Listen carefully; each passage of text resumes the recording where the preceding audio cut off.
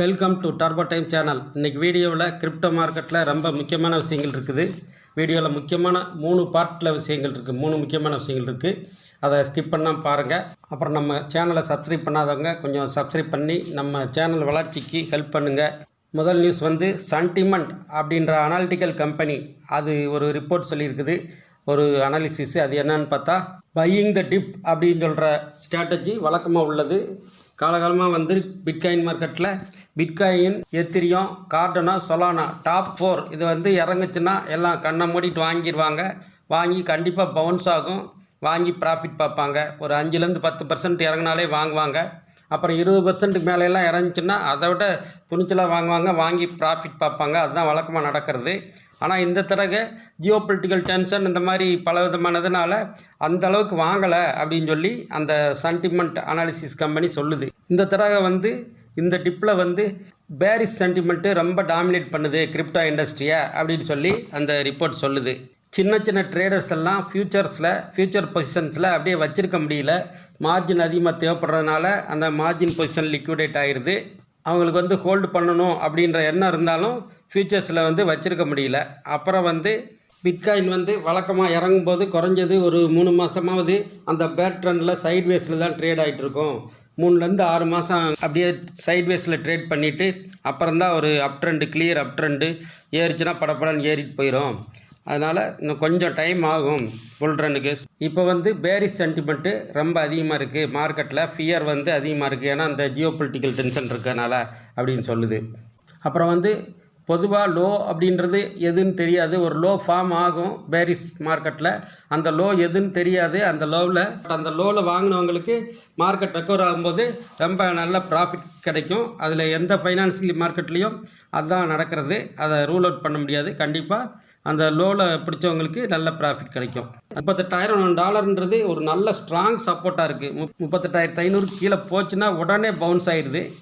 அப்படின்ற போது இப்போ $39,000 பக்கத்தில் இப்போ ட்ரேடிங் ஆகிட்டு இருக்குது. சைக்காலஜிக்கல் பாரியர் $40,000 கிராஸ் பண்ணும் இமிடியேட்டாக அப்படின்னு எதிர்பார்க்கப்படுகிறது. பவுன்ஸ்னால் பழையபடி ஒரு 42,000 வரைக்கும் போகும் அப்படின்னு எதிர்பார்க்கப்படுகிறது.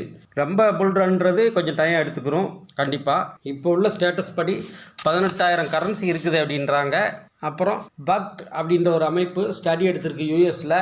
அந்த ஸ்டடி என்ன ரிப்போர்ட் சொல்லுது அப்படின்னு பார்த்தோம்னா, கிரிப்டோ அடாப்ஷன் வந்து பெண்கள் மத்தியில் அதிகமாக வளர்ந்துட்டுருக்கு.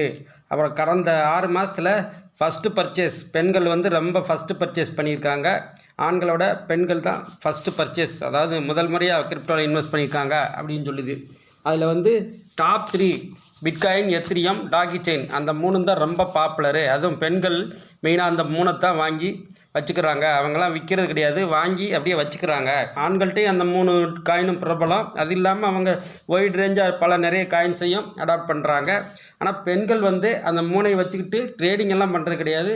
ப்ராஃபிட் அவங்க எதிர்பார்த்த ப்ராஃபிட் வந்தால் தான் கொடுப்பாங்க. மற்றபடிக்கு வாங்கி வச்சு அதை ஸ்டோர் ஆஃப் வேல்யூ ஹெட்ஜாக வச்சுக்கிறாங்க. பை அண்ட் ஹோல்டு அந்த ஸ்ட்ராட்டஜி அடாப்ட் பண்ணுறாங்க அப்படின்னு சொல்லி அந்த ரிப்போர்ட் சொல்லுது. அதே இதை வந்து பிளாக் ஃபீ அப்படின்ற கிரிப்டோ லெண்டிங் பிளாட்ஃபார்ம் அதுவும் அதே கருத்தை சொல்லுது.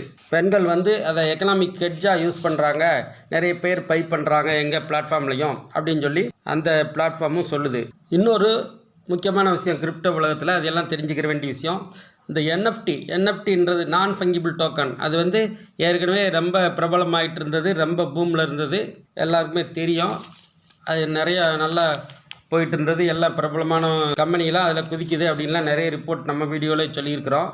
இப்போ சமீப காலமாக அதில் ஃப்ராட் ரொம்ப அதிகரிச்சிருச்சு அப்படின்னு சொல்கிறாங்க. என்எஃப்டின்றது நல்ல டெக்னாலஜி, அதில் எந்த விதமான சந்தேகம் கிடையாது. பட் அதில் வந்து இப்போ சமீபமாக அந்த டெக்னாலஜியே ஸ்பாயில் பண்ணிடுவாங்களாட்டிருக்கு அந்த மார்க்கெட்டையே. அந்த அளவுக்கு ஃப்ராட் இருக்குது. அது கண்டிப்பாக தெரிஞ்சுக்க வேண்டியது. ஓப்பன்சி அப்படின்றது மிகப்பெரிய பிளாட்ஃபார்ம். அங்கே தான் பெரிய அளவில் என்எஃப்டி வந்து வாங்குறாங்க, விற்கிறாங்க, ட்ரேட் பண்ணுறாங்க. நிறைய பேர் நல்ல லாபம் அடைஞ்சிருக்காங்க அப்படின்லாம் பார்த்தோம். இப்போ சமீப காலமாக பார்த்தோம்னா, இப்போது ஒரு கொஞ்ச நாளைக்கு முன்னாடி ஓப்பன்சியில் நிறைய பேரோட வாலெட்லேருந்து என்எஃப்டிலாம் காணாமல் போயிடுச்சு, பணமெல்லாம் காணாமல் போயிடுச்சு, நிறைய கம்ப்ளைண்ட் இருந்தது. நான் கூட ரிப்போர்ட் பண்ணியிருந்தேன். அந்த என்எஃப்டி பிளாட்ஃபார்ம்ஸில் வேறும் சில விதமான ஃப்ராட் நடக்குது. அதை சுருக்கமாக பார்க்கலாம். ஒன்று, அவங்க என்ன பண்ணுறாங்கன்னா பிரபலமான செலிப்ரிட்டிஸு ரொம்ப பிரபலமானவங்க பேரை சொல்லி உதாரணமாக டெண்டுல்கரு அவங்களது இல்லாட்டா பெரிய சினிமா நடிகை பேரை சொல்லி அவங்களோட என்எஃப்டி அப்படின்னு பொய் சொல்லி அதை நம்புகிற மாதிரி பொய் சொல்லி அதை நல்ல ப்ராஃபிட்டுக்கு ஏமாற்றி விற்றுடுறாங்க அந்த என்எஃப்டி பிளாட்ஃபார்ம்ஸில். அப்புறம் என்ன பண்ணுறாங்க, வாஷ் ட்ரேடிங் அப்படின்ற மெத்தடில் ஆர்டிஃபிஷியலாக ப்ரைஸ் ரைஸ் பண்ணுறாங்க. அவங்களே வாங்கிக்கிறது, அவங்களே விற்றுக்கிறது, ப்ரைஸை ஒரு நல்ல ரைஸ் பண்ணிவிட்டு நல்ல ரைஸ் வந்தோடனே உடனே யாருக்காவது கொடுத்து அந்த மாதிரி ஏமாற்றிடுறாங்க. அப்புறம் இன்னொரு மெத்தடில் ஏமாத்துறாங்க. அது என்னன்னு சொன்னோம்னா, என்எஃப்டி புதுசாக மின்ட்டிங் ஆகும்போதேவும் ரோபாட் யூஸ் பண்ணுறாங்க. நான் கூட சொல்லியிருந்தேன் வீடியோக்களில். பாட் ட்ரேடிங்கிறது அமெரிக்காவில் ரொம்ப நிறைய பேர் அடாப்ட் பண்ணுறாங்க. F&O மார்க்கெட்லேயும் இந்த பாட் ட்ரேடிங் வந்ததுலேருந்து தான் ரொம்ப வொலாட்டிலிட்டி அதிகமாகிடுச்சு. அந்த மார்க்கெட் டைனமிக்ஸே மாறிடுச்சு. அது ஷேர் மார்க்கெட்டையும் சேர்த்து தான். ஃபாரெக்ஸ் மார்க்கெட்டு, ஷேர் மார்க்கெட்டு, எல்லா விதமான ஃபைனான்ஸ் மார்க்கெட்லேயுமே இந்த பாட் ட்ரேடிங் மேலை நாடுகளை ரொம்ப அதிகமாக அடாப்ட் பண்ணுறாங்க. ஓகே, இந்த என்எஃப்டியில் இந்த பாட்டை யூஸ் பண்ணி என்எஃப்டி மின்ட் ஆகவே விட மாட்டேங்கிறாங்களாம்மா. அது நியாயமாக அங்கே தொழில் பண்ணவே விட மாட்டேங்கிறாங்க. அந்த பாட்டை யூஸ் பண்ணி அதில் பர்ச்சேஸ் ஆர்டர் போட்டு அந்த ஆர்டர் ஃபெயில் ஆகிற மாதிரி பண்ணிடுறாங்க. மல்டிபிள் டிரான்சாக்ஷன்ஸ் அந்த மாதிரி கொண்டு அதுக்கு டிரான்சாக்ஷன் சார்ஜ் வர்றதுனால அந்த என்எஃப்டி மின்ட்டிங்கில் லாஸ் வர்ற மாதிரி பண்ணி விட்டுறாங்க அப்படின்னு சொல்லி சொல்கிறாங்க. அப்புறம் எத்ரியம் ஃபவுண்டரு அவர் தானே இந்த என்எஃப்டிக்கும் காரணம். அவர் சொல்லியிருக்கிறாரு, இந்த குறைபாடுகள்லாம் களையிறதுக்கு நடவடிக்கை எடுத்திருக்கோம் அப்படின்னு சொல்லி சில ஆக்ஷன் பிளான் விரிவாக சொல்லியிருக்காரு. அது நெட்டில் பார்த்து தெரிஞ்சுக்கோங்க. பார்க்கலாம், அடுத்த வீடியோவில் பார்க்கலாம். நன்றி, வணக்கம்.